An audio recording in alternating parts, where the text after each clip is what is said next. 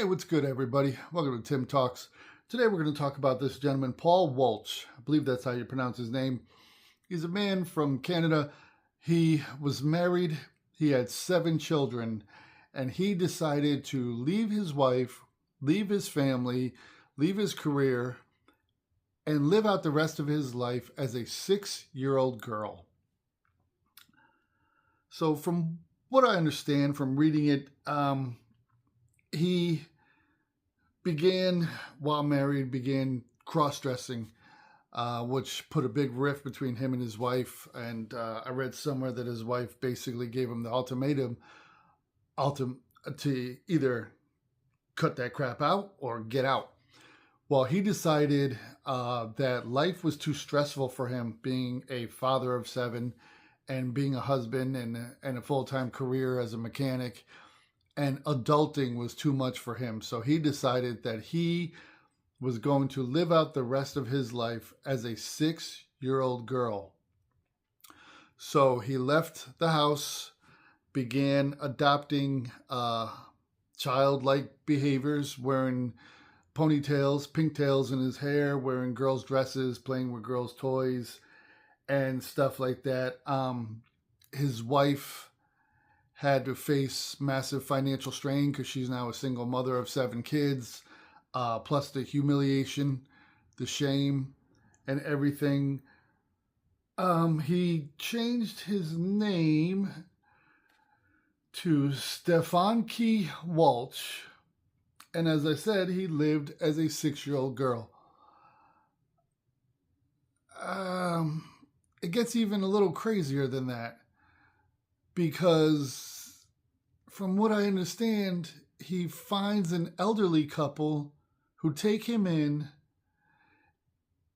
allows him to live with them as a 6-year-old girl, and they treat him like he's their granddaughter. And he calls them mommy and daddy.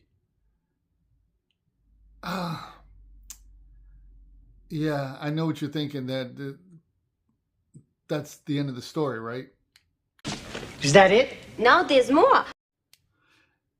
And unfortunately, there is more.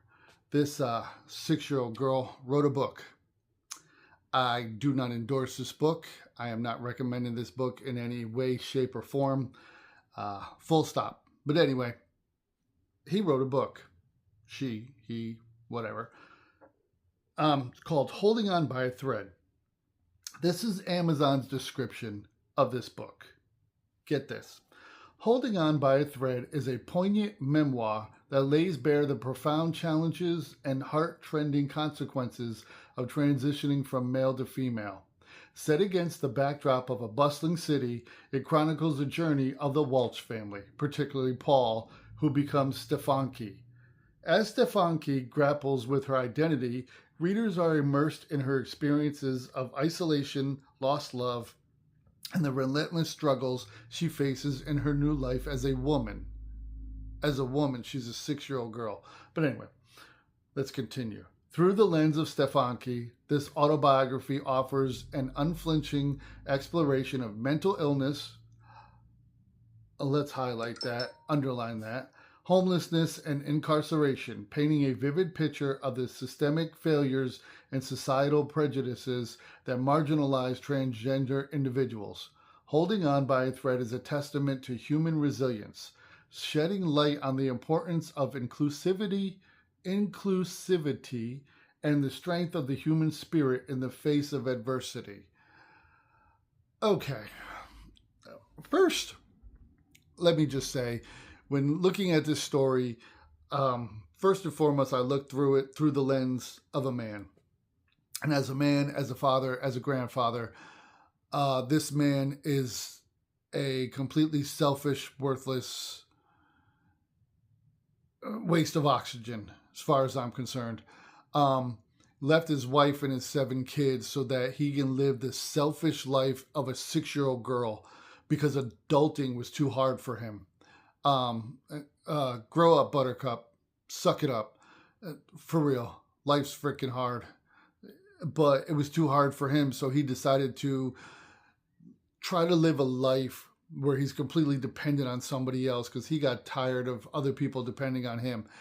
And he left not thinking, not caring about the financial struggle that his wife now faces as a single mother, the mental struggles, the emotional struggles, the public struggles that his family now has to face. Not thinking about the fact that his kids have to think about the fact that their father is cuckoo for Cocoa Puffs and that they now have to continue to go to school and go to work in a town where other people know that their father is cuckoo for Cocoa Puffs. So he didn't give a crap about what kind of scrutiny or anything that they all had to face. He just thought about himself. So let me make that perfectly clear. That is my feelings, my beliefs, regardless of what's going on up here, regardless of what's going on in here.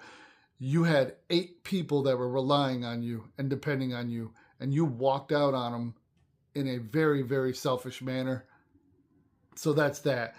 But the description that Amazon does for this book is crazy, because they're trying to pull on your heartstrings. Oh, the struggle of transitioning, and this man male transitioning into a female. No, he's trying to live as a 6-year-old girl. Let's not skip over that. And then they want to blame society and, the homelessness, the mental illness, the incarceration, and the systemic failures of society because we don't take care of the transitioning people or the transgenders or their mental state. This man was a husband and a father of 7 kids, and he decided to live as a 6-year-old girl. We don't have to support that. We don't have to have his back in that way. We don't have to support him. I pray nobody buys this book because of the struggles. If he's struggling with mental illness, you know what, buddy? Go see a psychiatrist. Go see a pastor. Go talk to somebody and deal with the issues that might be going on in here.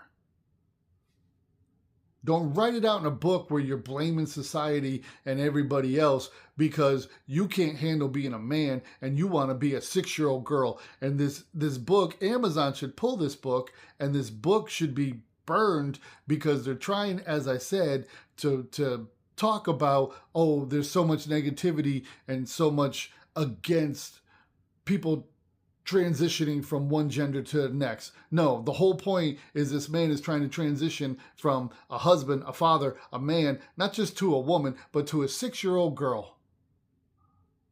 Yeah, something's going on up there that's not, the lights are on, but ain't nobody home. Something's happening. He needs to seek help, and being a little girl ain't going to do it for you, bro. Because it just ain't going to do it for you. But anyway, that's our story. We need to pray against this type of stuff. We need to pray for these people, but we need to pray against this spirit because it's a spirit of confusion. It's a demonic evil thing that is making people question their gender. And now we're just crossing all sorts of limits, because it's one thing for a man to say he's a woman or a woman to say she's a man, but now you have a grown man who's now saying he's a little girl and he wants to live out his life as a little girl. And we should acknowledge that and treat that. And I'm sorry, but we can't acknowledge sickness. That's what it is. Take care of yourselves. Take care of one another. I'll talk to you later.